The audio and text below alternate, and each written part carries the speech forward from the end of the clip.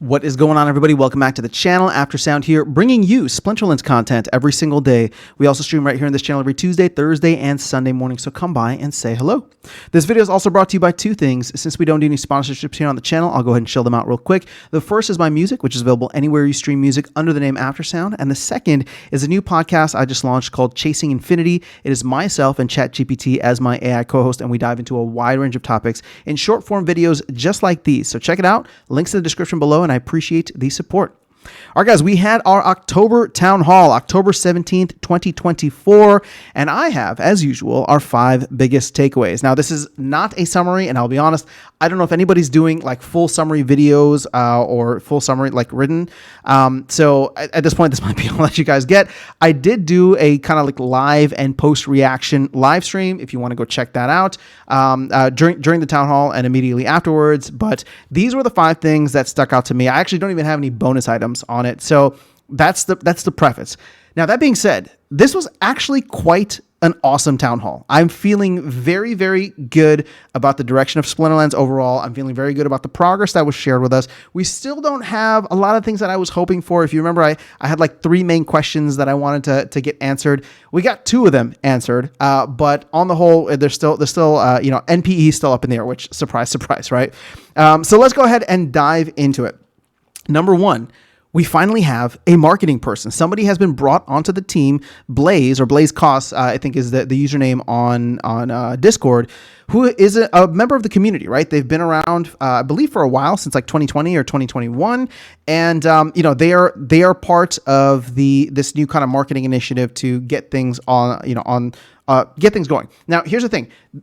He was on the Town Hall. He spoke and just briefly gave his like intro, and then during the Q&A, somebody asked him like, "What's your broad vision?" And I'll be honest, his answer was very like non-specific about just like, "Oh, I have a huge vision. I want to be here in 10 years, and I want to grow this game into like an awesome, massive game." Yeah, okay, like that's cool, but I want more details. I'm gonna give him a pass on it because obviously I think it's his first week or for at least first Town Hall. Probably still getting used to everything and getting up to speed. So hopefully we get to hear more from Blaze in the future. I may even try to reach out to him, see if he wants to hop on and chat sometime.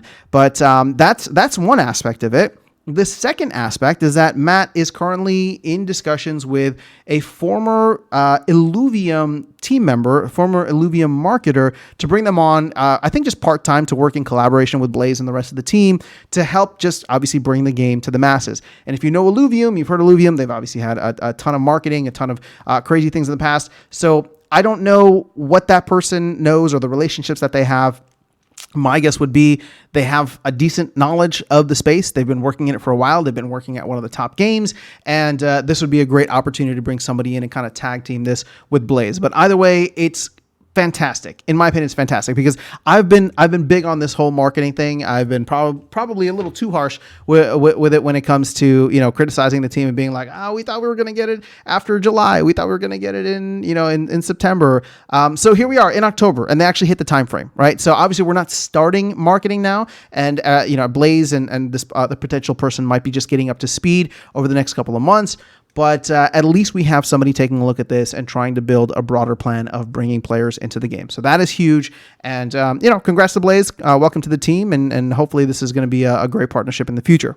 Now, in addition to that, from a marketing perspective, one thing that the team is planning to use DHF funds, which is from the Hive DAO proposal, is to actually get a mobile app back in stores. Now, this would just wrap up the current mobile experience and then put it back into app stores. But overall, I mean, for people that have been asking for a mobile app for a while, there's something coming, and there's funds allocated to getting it done. Now, is it going to be ideal? Is it going to be built for mobile from the ground up? Not necessarily. Sorry, not built as like a mobile app, but even Matt was saying like having something there is better than nothing, and that's going to be part of the strategy in terms of getting and bringing in new players. So for people that have been waiting for that, it's coming, and hopefully coming very soon. When I say very soon, let's just go like next 6 months or so, right? Early 2025. Again, they didn't even give a time frame, but I'm just guessing that like a lot of the stuff that they're trying to do is going to be in conjunction with the launch of their next major set, which is Conclave Arcana, which as of now, if the proposal gets approved, which it is passing, it will be slated for April of next year. So those are the 2 big things from marketing. let's jump into number 2. These are the updates coming in. Now, there is an update that they mentioned for next week on the 22nd. I believe it's just going to be small cosmetic things, or sorry, not actually cosmetics, but just small things that they need to update here and there, including like swapping out the Hall of Legends. So we can expect the stats for the Hall of Legends soon. But at this point in time, the next major update is going to be on October 29th. And there's going to be 2 main things there. The first is the auction promo. I don't know if it's going to go live, but they're going to have, have the code essentially updated or uploaded for it at that point. And we did get the stats for that. I posted a separate video, so you can go check that out. And then for people that have been waiting for this, we have gold foil rarity draws. And you can see here just how much it's going to cost. So for a common gold foil rarity draw, it's going to be 3.5K. Rare is 15K. This is all glint, right? 125K for epics and 600K for legendaries, which is just crazy.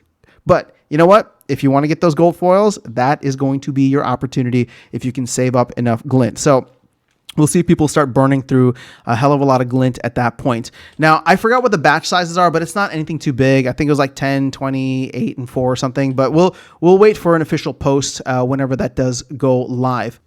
Okay, moving on to number 3, and that is Glamour.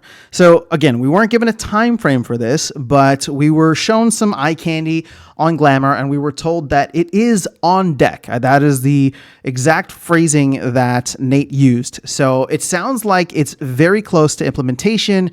My thought process is we will hopefully get that at some point in November or December before the end of the year. And the main thing here is that, the team had considered doing some kind of potential stat increases, right? So I think I talked about it in the past where, maybe Jin O'Shaughnessy gets like an increased magic attack, but then decreased speed or something like that if you use a certain cosmetic or skin on him.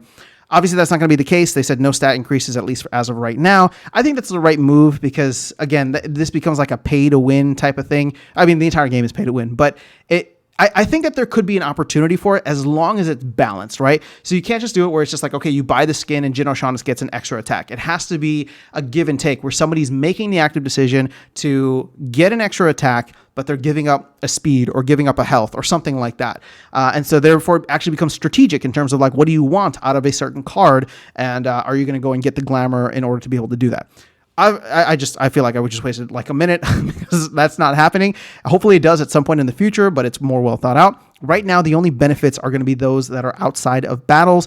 We've heard of, glint, like there being a glint boost if you have glamour on maybe one of your cards. We've also heard in the past, and again, this wasn't mentioned recently, of things like maybe they get a land boost if you throw a cosmetic or a glamour on a card that is working land. Again, all of this, I think, is still up in the air. I'm sure the team is still trying to work out all the details. But overall, it is exciting to think about the fact that this stuff could be coming soon. And the cards, at least from the cosmetics shown, the cards look pretty cool, right? So I'm hoping that this will be a fun way to kind of customize your deck. When you're playing against other people, you'll see, just cool little things and be like, oh, they have a glamour on theirs. So it's not just whatever, right? Or I got to get that glamour too. That actually looks pretty awesome, or whatever the case is, right? So I'm hoping that this can add more gamified elements to it. And of course, with that, essentially help the overall ecosystem by burning DEC or vouchers or whatever the case is. So that's where glamour is. Hopefully that is the next major thing that we're going to get, considering that land is, for next year. And actually, before I even go on to the next part here, Matt, kind of summarized and said there's 4 major things that they're working on over the next, we'll call it like 4 to 6 months. Conclave Arcana is obviously one of the big ones, and that is going to be the next major set that's planned to come out in April. Then you have Land 1.75, which is the next kind of update or iteration for Land. They're saying that that's going to be sometime Q1, so 4 to 6 months. You have Glamour, which is what we're hoping is going to be coming out this year in terms of just the skins and cosmetics. And then this next one, Hardcore Mode. Now, here's the thing. They did not give many details for hardcore mode, right? So all that they said is that they're hoping it's going to provide value for all cards, especially older cards, and more importantly, extra copies of cards. And Matt somewhat alluded to this in the thing, saying that, the volume that, or let me put it this way, when bot farms and just bots in general were much more prevalent in the game, there was a lot of volume that they did, right? There's a lot of volume in the marketplace. It burned a lot of DEC. The team was making some extra capital from it. I don't know how much, but it propped up the economy, right? In many ways. And again, you can make the argument that had the bots not been there, there wouldn't have been an economy to prop up. The game would have grown in a healthy manner rather than being inflated. And you wouldn't be wrong, right? But it is what it is. That's when the bots were there, there was this opportunity. Now, I don't know how this is going to necessarily relate to bots, but Matt was saying what they want to do with this hardcore mode is try to capture some of that volume, try to capture some of that without getting the negative or the downsides of bot armies coming back. So I'm not quite sure what this is. I will say this though, just to give you a little bit of alpha. And I talked about this on a live stream a while back. I had the opportunity to chat with PJ, right, the CTO, a little while back, and I'm not going to share the details of the conversation out of respect for privacy. But it was just something where Clay had connected him and I think he'd been going around and just chatting with a lot of folks to get feedback on the game. Right, just to, what do you think about this? What do you think about that? And so, we just had a nice conversation. It wasn't like an interview or anything. It was just a conversation. And in that conversation, we actually talked about bots. We talked about how what their role was. And he actually had given an idea for a game mode at that point in time, which I believe is kind of like the genesis for what this hardcore mode is, primarily because Matt said this was PJ's idea. So again, I don't have like a bunch of details. I know I'm probably being a little coy right now, but again, it's out of respect for PJ, and just because I'm sure like whatever the ideas that he was sharing at the time have probably been massaged to make sense and to iron out any and all the kinks. That being said, what he did share was interesting. And what he did say actually plays into this idea of, providing value to all cards, old cards, and even extra copies of cards, and could create a scenario in which people are just way more engaged and, that there's just much more activity, much more activity within the game and the game economy. So you have to keep in mind, like hardcore mode is exactly what it sounds like, at least, from my understanding. It's not going to be like a casual game mode for people. I think this is going to be for people that actually want to be hardcore, that have a bunch of extra cards, that have ways in which they can participate in almost like this, I don't know about elite level, but just in a way that, if you want to go all in and really try to take on something, that's what it sounded like. And I do believe that could be something awesome as like a new game mode that arrives for the game, obviously. So that being said, that's all I can really share because again, I don't know any more details about it, but that is item number 4 of something that they are trying to get out over the next 6 months. And I think that this is what Matt was alluding to in the post, right? The proposal when talking about giving value to older cards, specifically like Chaos Legion, since that'll be rotating out of Modern. Now, obviously the team is very much focused on Land 1.5, and they think that Land 1.75, and they believe that Land 1.75 and just Land in general is going to be the main utility for a lot of older cards.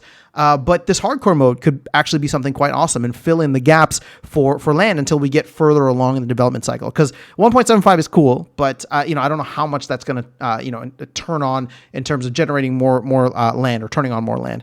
But either way, new game modes are always welcome.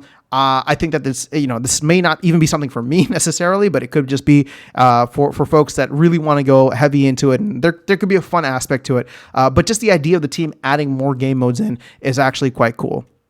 All right, so number 5, and this was just a question that was posed, which I think Matt was open to and saying that there could be a proposal for it, but I think that there's enough of a sentiment out there around Rooney and making it evergreen in Modern that could be something that's, I don't want to say easily passed, but Rooney's just this thing where you want to give more value to your promo cards, right? And Rooney is special from other promo cards. So let me just state off the bat, Rooney is special because it's our connection to the Ethereum blockchain. It's our connection to OpenSea and the rest of the NFT world out there. And I think that there's an opportunity for that to have even more value, and therefore people to go in and participate with Rooney, right? Like, oh, I need to grab one of these cards. It's always going to be available in Modern, blah, blah, blah. So just giving it an additional utility is great. I did say in the live stream earlier that, you open up a little bit of a slippery slope because then someone's like, well, what about, Lux Vega, or what about Waka? Like, and shout out to Darkest Night, who said, man, you know what? I think that all promo cards should be in Modern forever, right? I don't know that we're ever going to get that. I think that you get a lot of pushback on many of the promo cards out there. But that being the case, Rooney is different, just slightly different because of the fact that it is connected to Ethereum and serves almost as a marketing opportunity to a lot of the ETH whales that are, the ETH whales that are out there looking for projects and looking for NFTs that have utility, of which Rooney has one in game, actually has several pretty awesome ones in game. So this is just increasing that utility slightly. To be honest, I don't come across Rooney much in the time that I've been playing Modern. My Rooney is actually sitting on land, so I don't think that this would impact gameplay too much. But as we go further along, and I'm probably going to bring my Rooney off of land at some point because I want to play with it. If this does happen, I think it'd be quite awesome, and hopefully that'll take some Rooney off of land in a sense, because it becomes this cool thing to kind of flex, right? That you're like, oh yeah, I got my Rooney. This thing is always going to be Modern eligible, and it's always going to be awesome. So those are the 5 biggest takeaways. I know that this probably went a little bit faster than previous Town Hall 5 biggest takeaway videos. But I don't know what else to say. I'm talked out already. We had a fantastic live stream earlier, and there's really cool things happening. It's just obviously we don't have dates, we don't have specifics, but we are getting to a point where I think if you have the patience over the next 4 to 6 months, there's a lot of stuff in the works. And my hope is that, Matt's shown a great job of like delivering a lot of stuff that he's talked about. We are in a position now where he's talking about 4 major things that they're working on over the next 6 months. This 6 months could be probably one of the most exciting times in terms of just looking at the 4-year cycle, right? Q4 of the year of the halving, and then Q1 of the year after that. You think about what 2020 and 2021 looked like. You think about 2016 into 2017 and what that looked like. I don't know. To me, that this could be kind of a situation where we get everything firing on all cylinders at the right time. And I want to be. I don't want to just be bullish to be bullish. I think we're like literally at the edge, meaning that I've been critical of the team in the past, saying like, I don't want them to miss the bull run, right? And they're just with all the delays and stuff, we have had legitimate fears of that potentially being a thing. But even with all those delays, I think if they're able to knock out these items, right? And the 5th one obviously being maybe the mobile app getting in stores, right? In addition to the new set, in addition to the promo cards and all these different things. If we can get all that done by Q1 of next year, and then get Q2, the new Conclave Arcana set out, and hopefully the flywheel in action, either sometime before that or by that time, I mean, it could be pretty fun. If you remember what Q2 of 2020 looked like, that was a fantastic time. And if we're able to ride a bull run, not just at the tail end of it like we did in 2021, but for a good majority of it, right? In Q2, through the summer, through the fall, and then hopefully, if the bottom falls out by the end of the year, there would have been at least we took full advantage of like 2025. At least that's my thought, right? I don't think the cycle is going to be any different. I think by the time 2026 rolls around, we're back into a bear market, and that's what it is. But at this time, I'm very excited. I'm very hopeful. I'm very optimistic over the next couple of months here. The team has marketing. They have a game plan of what they're trying to work on. We're getting cool updates every week, every other week. So I'm happy. I'm happy and I'm playing. Let me know your thoughts in the comments below, though. Very curious to hear how the Town Hall was from your perspective. But that is all I got for you in this video. I'll catch you all in the next one and see you around the game. Take care.